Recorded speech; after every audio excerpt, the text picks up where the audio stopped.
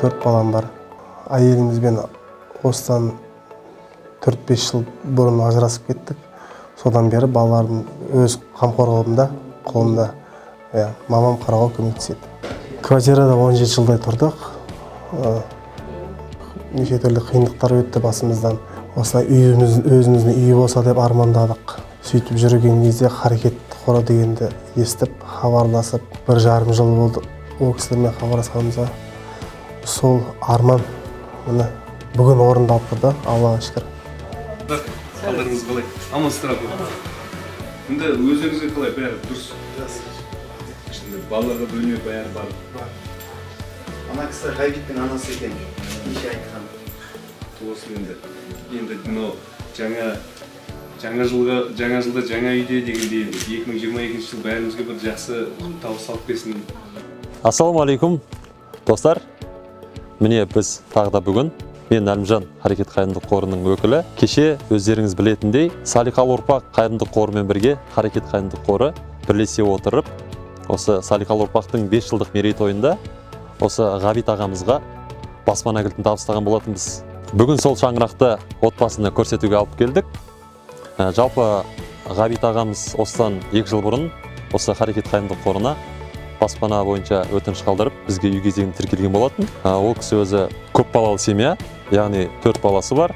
Қазіргі таңға дейін Ғабит ағамыз бұрын соңды басында баспана болмаған. Яғни әркімнің бір есігін алдында пәтер жалдап, қаншама жылдар бойы әркімнің времянкасын тоздырған.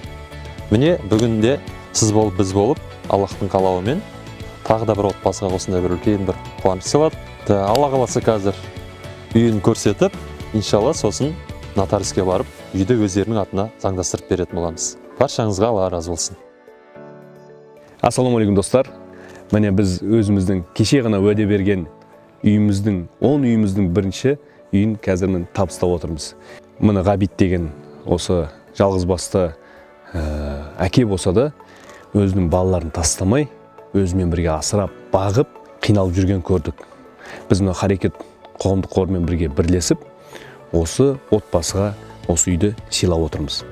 Болат Назарбаев ағамыздың осы Салиқалы ұрпақ қоғамдық қоры өздеріңізге белгілі әлеуметтік, табиғи, осы рухани салаларда талай қызмет атқарып келеді.